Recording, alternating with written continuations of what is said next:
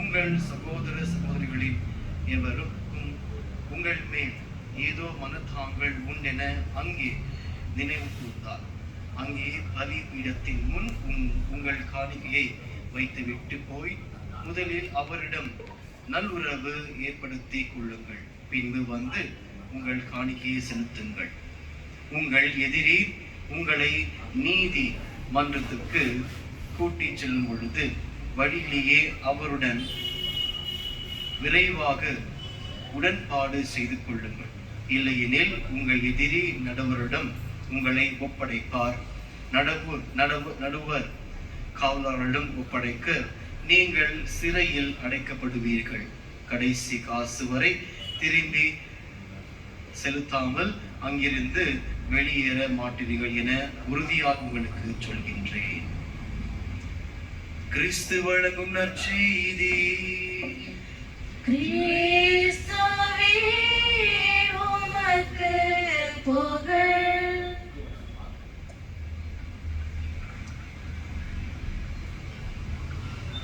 இறையேசுவில் அன்புக்குரிய சகோதர சகோதரர்களே, அன்னையின் அன்பு பிள்ளைகளே, தாய் திரு அவை தினம் புனித பர்னாபாவுடைய திருவிழாவை நினைவை கொண்டாடுகிறது.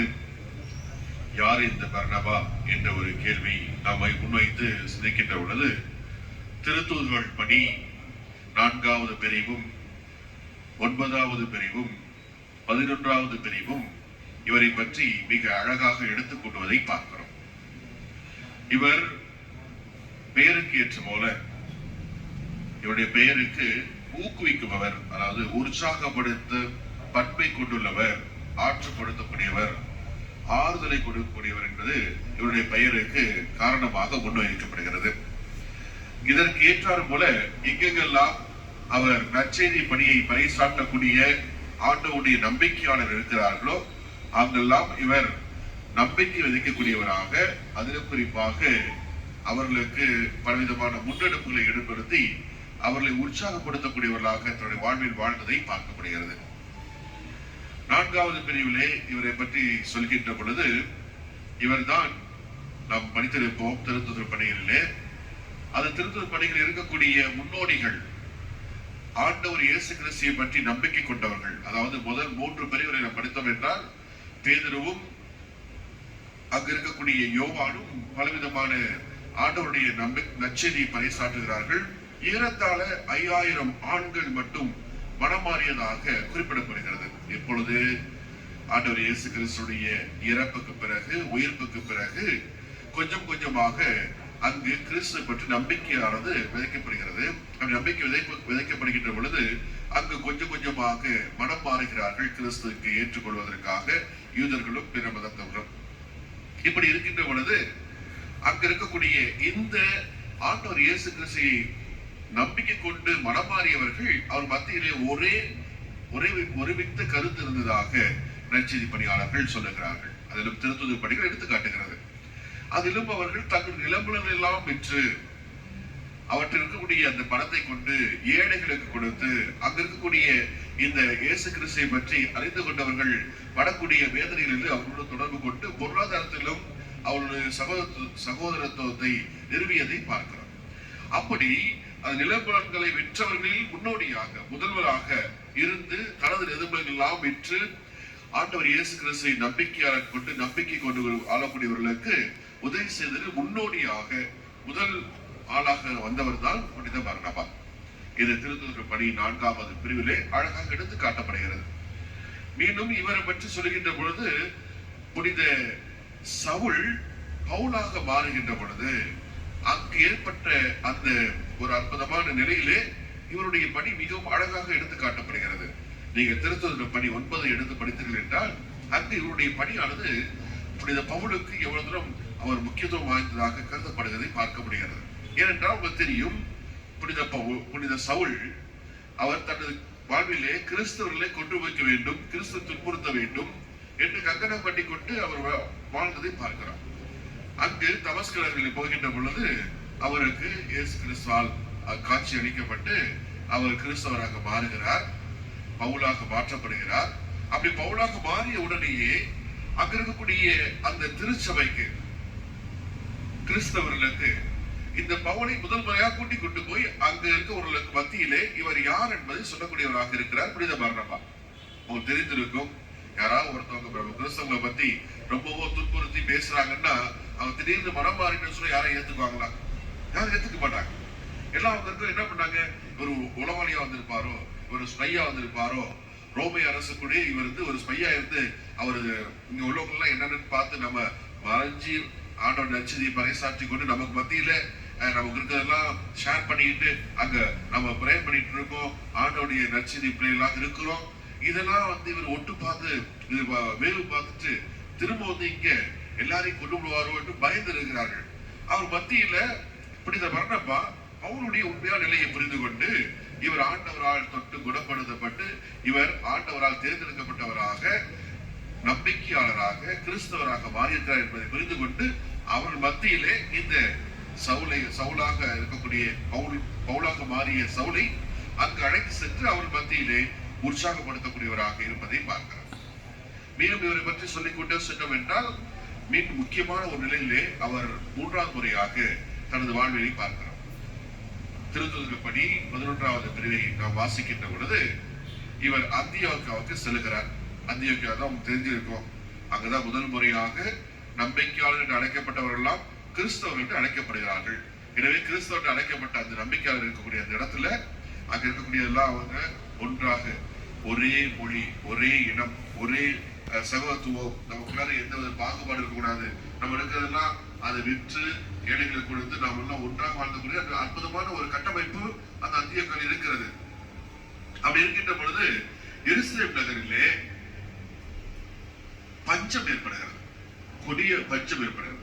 அப்படி கொடிய பஞ்சம் ஏற்படுகின்ற பொழுது இந்த பர்னபா அந்தியோக்கியாவில் இருக்கக்கூடிய நம்பிக்கையாளர்கள் காசை திரட்டி அதை விற்று அந்த காசை அவர்கள் எடுத்துக்கொண்டு அவர்கள் எருசலேமில் இருக்கக்கூடிய கிறிஸ்தவர்களுக்கு உதவி செய்வதற்காக அனுப்பப்படுவதை பார்க்கிறோம். அதிலும் அந்த செயலை இனிஷியேட் எடுத்து செஞ்சவர் முன்னோடியாக இருந்தவர் யார் என்று பார்த்தா புனித பர்னபா. இறுதியாக அவர் கல்லால் எறிந்து கொல்லப்படுகிறார். ஆண்டவர் நற்செய்திக்கு மறைசாட்சியாக அவர் தனது வாழ்வை மாற்றியதை திருத்துதர் பணிகள் அதிகமாக எடுத்து காட்டப்படுகிறது. அன்புக்குரியவர்களே, இந்த பர்னபாவை பற்றி நாம் தெரிந்து கொண்டோம் இருக்கின்ற சூழ்நிலையில் இவர் கற்றுக்கொள்ளக்கூடிய ஒரு பாடம் என்னவென்றால், இன்றைக்கு பல குடும்பங்கள்ல, பல மனிதர்கள்ல, பல தனிப்பட்ட மனிதர்கள்ல யாரும் ஊக்குவிக்கக்கூடியவர்கள், அப்ரிஷியேட் பண்ணக்கூடியவங்க, பாராட்டக்கூடியவங்க நிறைய பேர் குறைஞ்சிட்டு இருக்காங்க. இன்னைக்கு நிறைய பேர் அடுத்தவுடைய குறையை நாம் பெரிதுபடுத்தி பார்க்கக்கூடியவர்களாக இருக்கிறோம். மாறாக ஏதாவது நல்லது செஞ்சுட்டாங்கன்னா, ஏதாவது நல்ல ஒரு காரியம் பண்ணிட்டாங்க, ஒரு சிறிய காரியம் இருக்கலாம்,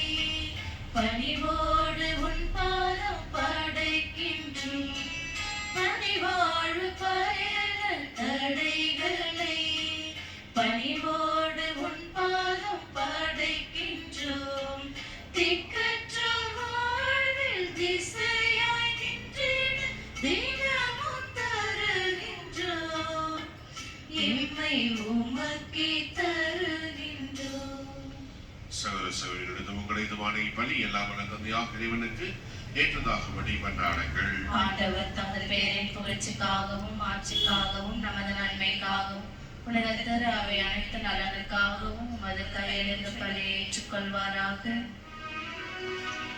ஆண்டவரை உமக்கு கொடுக்கப்பட்ட காணிக்கைகளை உமது ஆசியால் புனிதப்படுத்த உம்மை வேண்டுகின்றோம்.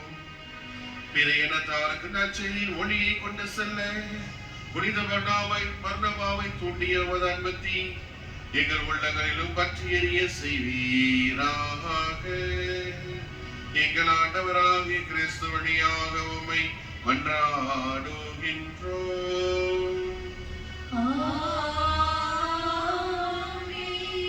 ஆண்டவர் உங்களோடு இருப்பாராக.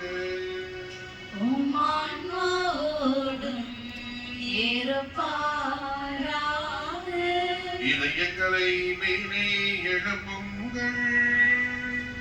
ஆண்டவரிடம் எழுப்பியுள்ளோம். நம் இறைவனாகிய ஆண்டவருக்கு நன்றி கூறுவோம். அது தகுதியும் நீதியும் ஆனது. ஆண்டவரே தூயவரான தன்மை என்றும் உள்ள எல்லாம் வல்ல இறைவா, எங்கள் ஆண்டவராகிய கிறிஸ்து வழியாக என்னாலும் எவ்விடத்திலும் நாங்கள் நன்றி செலுத்துவது மெய்யாகவே தகுதியும் நீதியுமாகும். எங்கள் கடமையும் மீட்புக்குரிய செயலும் ஆகும். ஏனென்றால் உமது திருவை உம்முடைய புனிதத்தின் அடையாளமாக இன்னும் மன்னகத்தில் விளங்கவும், மக்கள் அனைவருக்கும் விண்ணக படிப்பினைகளை வழங்கவும், அது திருத்துதலை அடித்தளமாக கொண்டு இழைத்திருக்கவும் செய்தல் நீர்.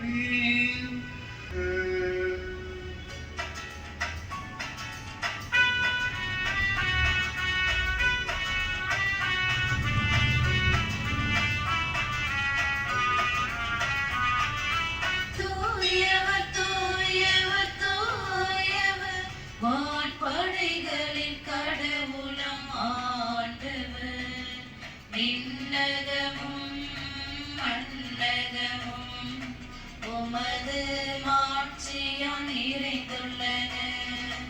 உன்னதங்களிலே ஓசானா, உன்னதங்களிலே ஓசானா. ஆண்டவர் பெயரால் வருகிறவர் ஆசி பெற்றவர். உன்னதங்களிலே ஓசானா, உன்னதங்களிலே ஓசானா. ஓசானா ஓசானா, உன்னதங்களிலே ஓசானா.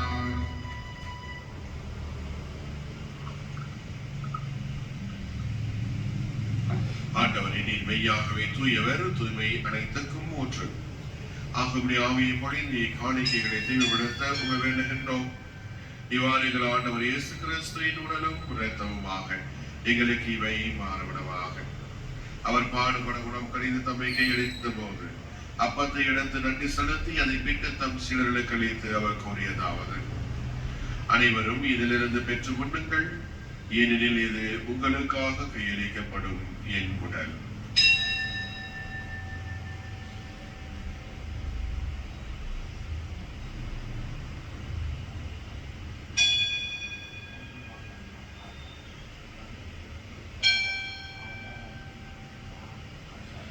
அவனுமே இரவிருந்து அருந்திய பின் கிணத்தையும் எடுத்து மீண்டும் உமக்கு நன்றி கூறி தம் சீடர்களுக்கு அளித்து அவர் கூறியதாவது: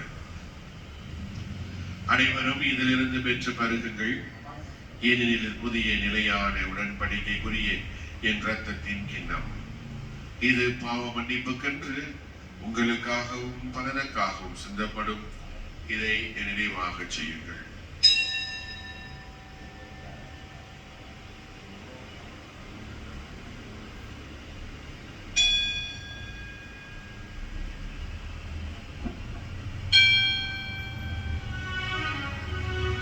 நம்பிக்கையின் மறைபொருள். ஆண்டவரே, நீர் வருமளவும் உமது ஆவியாரின் ஒன்றிப்பில் எல்லா புகழும் ஆட்சியும் என்றென்றும் உமக்கு உரியதே.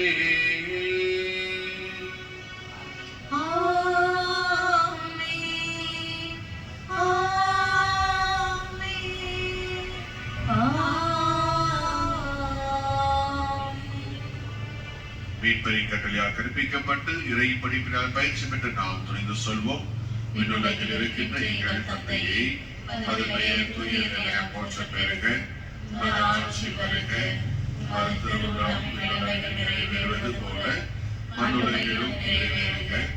எங்கள் அன்றாட உணவை இன்று எங்களுக்கு தாரும்.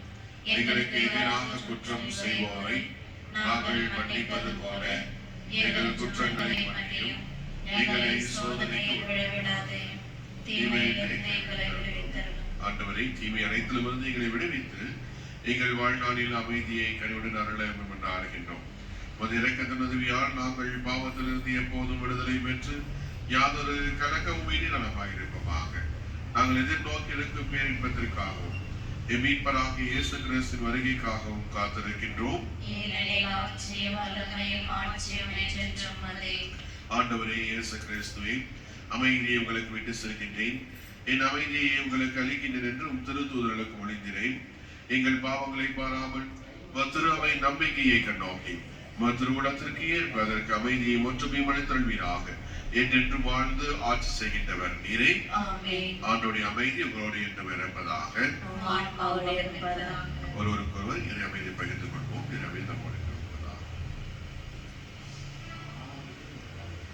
உலகின் பாவங்களை போக்குகிற ஈசனே, எங்கள் மேல் இரக்கமாயிரும். உலகின் பாவங்களை போக்குகிற ஈசனே, எங்கள் மேல் இரக்கமாயிரும். உலகின் பாவங்களை போக்கும் இறைவனின் செம்மறியே, எங்கள் மேல் இரக்கமாயிரும். இதோ இறைவனின் செம்மறி, இதோ உலகின் பாவங்களை போக்குகின்றவர். நமத்தியிலே புனித பர்னபாவை நம்பிக்கையாளர் துணையாக, ஆற்றுப்படுத்தக்கூடியவராக, உற்சாகம் ஊட்டக்கூடியவராக உருவாக்கி நமக்கு வழித்துணையாக நம்மோடு ஒவ்வொரு நிலையிலும் நம்மோடு பயணிக்கக்கூடிய அற்புதமான நிலையை நமக்கு கொடுத்த அன்பான தெய்வம். இந்த செம்மறி விருந்துக்கு அழைக்கப்பட்ட நாம் அனைவரும் பேறு பெற்றோம்.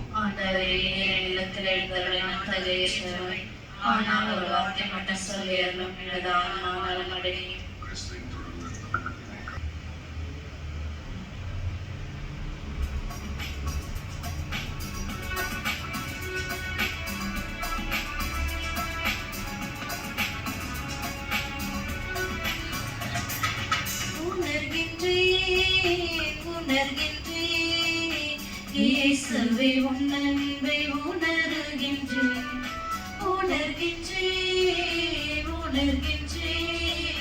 இயேசுவே உன் அன்பை உணர்கின்றேன். மார்பினில் சாய்ந்து உணர்வுகளை, மன்னவன் நேச துடிப்புகளை அனுதினம் நானும் உணர்ந்திட செய்தி. இயேசுவே உயிராய் வா, உணர்வாய் வா, உணர்வாய் வா. இயேசுவே உயிராய் வா, உணர்வாய் வா, உணர்வாய் வா.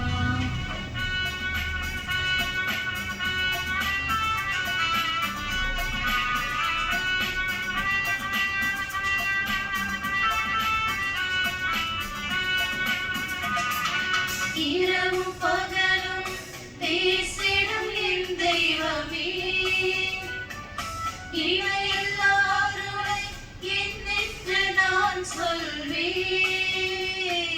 பாறையில் வழிந்தோடும் நீரூற்றாய் உன் பலியினால் என்னை முழுமையாய் நிரப்பிட. இயேசுவே உயிரை வா, உணர்வாய் வா, உணர்வாய் வா. இயேசுவே உயிரை வா, உணர்வாய் வா, உணர்வாய் வா. இறையடியார் லூர்து சேவியர் சாவரிராயன் அவர்கள் புனிதர் பட்டம் பெற மன்றாட்டு. அன்பு தந்தையே இறைவா, தந்தை இறைவா, உம்மை போற்றுகின்றோம், உம்மை போற்றுகின்றோம். மதப்பேர் இரக்கத்தை மக்களுக்கு சிறப்பாக ஆண்டவர் உங்களோடு இருப்பாராக. உம் ஆன்மாவோடும் இருப்பாராக. எல்லாம் வல்ல இறைவன் நம்மை மகன் தூயாவியார் நிறைவாக ஆசீர்வதிப்பாராக.